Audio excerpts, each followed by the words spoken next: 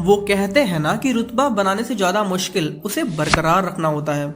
ठीक वैसे ही जैसे हाथी पालने से ज्यादा मुश्किल उसे खिलाना होता है, कुछ ऐसा ही हाल अमेरिका का भी है। सेकेंड वर्ल्ड वॉर के बाद दो सुपर पावर बने।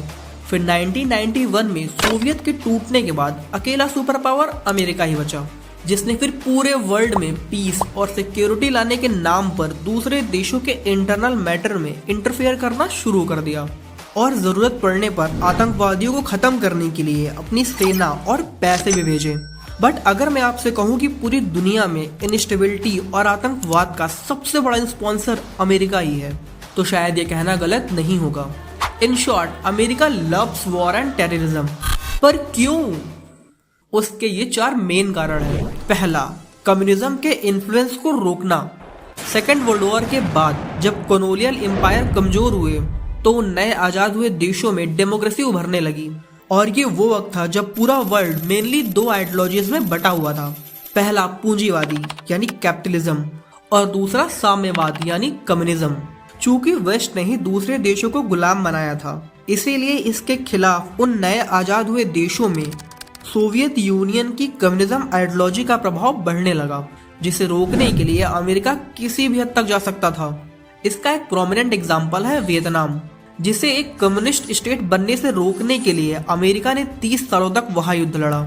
उसके बाद भी हार गया, वो अलग बात है।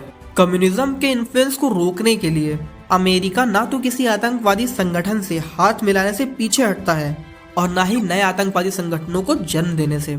1979 से 1990 तक अमेरिका निकारागुआ के right wing rebel group Contra rebels को वेपन, ट्रेनिंग एंड मनी देकर सपोर्ट करता है, ताकि वो सैंडिस्टा नेशनल लिबरेशन फ्रंट के लेफ्टिस्ट सरकार को हरा सके।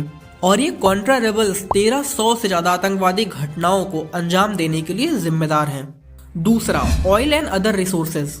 मार्च 2003 अमेरिका इराक पर हमला करता है, ये इल्जाम लगाते हुए कि इराकी डिक्टेटर सद्दाम हुसैन WMD यानी weapon of mass destruction develop कर रहे हैं। ये जंग अगले 8 सालों तक चलती है, जिसमें लाखों लोग मरते हैं। हंसिएगा मत, पर इतना सब कुछ करने के बाद भी अमेरिका ये साबित नहीं कर सका कि सद्दाम हुसैन WMD डेवलप कर रहे हैं। जल्दी ही लोगों को ये बात समझ में आ गई कि अमेरिका ने झूठी कहानी गढ़ी है। एक्चुअली सद्दाम हुसैन एक ऐसे ऑयल रिच नेशन पर राज कर रहे थे जहां वर्ल्ड के 60% नॉन रिजर्व थे। यहाँ अपना कंट्रोल एस्टेब्लिश करके अमेरिका अपने सप्लाईज और एलाइज दोनों को सिक्योर करना चाहता था। And just like Afghanistan, America के पास इराक के लिए कोई भी सॉलिड लॉन्ग टर्म प्लान नहीं था। अमेरिकन इन्वेजन की वजह से इराकी आर्मी कमजोर हो गई, हजारों सिविलियन मारे गए, मिलियंस ऑफ सिविलियन तो डिस्प्लेस हो गए। सांप्रदायिक संघर्ष बढ़ने लगा, जिसमें सुन्नी एक्सट्रीमिस्ट मजबूत हुए। और जैसे अमेरिका के अफगानिस्तान से जाने के बाद वहां के पावर वैक्यूम में तालिबान का जन्म हुआ, वैसे ही 2011 में अमेरिका के इराक से जाने के बाद यहाँ के पावर वैक्यूम में जन्म हुआ अमेरिका के नए दुश्मन का, यानी ISIS। तीसरा, अपने आर्म सेल्स को बूस्ट करना। वैसे ये तो बहुत इंटरेस्टिंग है। अमेरिका वर्ल्ड का सबसे बड़ा आर्म्स एंड एम्यूनिशंस का एक्सपोर्टर है।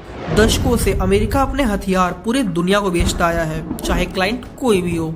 आप पाकिस्तान को ही ले लीजिए। अमेरिका ये जानते हुए भी कि पाकिस्तान टेररिस्ट ग्रुप को अपने यहाँ पनाह देता है। इवन अमेरिका का सबसे बड़ा दुश्मन ओसामा बिन लादेन, जिसे अमेरिका पूरे दुनिया में ढूंढ रहा था, वो भी पाकिस्तान में ही मिला। और तो और ये जानते हुए भी कि अफगानिस्तान में उनकी हार के पीछे पाकिस्तान एक मेजर रीजन है, उसके बाद भी अमेरिका पाकिस्तान का बिगेस्ट आर्म एक्सपोर्टर है। ये सब कुछ जानने के बाद भी अमेरिका पाकिस्तान पर सैंक्शंस लगाए बिना पाकिस्तान को अपने जियोपॉलिटिकल इंटरेस्ट के लिए यूज करता रहा। एक्चुअली अमेरिका सिर्फ हथियार नहीं बेचता, वो हथियार के बदले वो चीज खरीदता है जो प्यार में ज्यादातर लोगों को नहीं मिलती, यानी लॉयल्टी।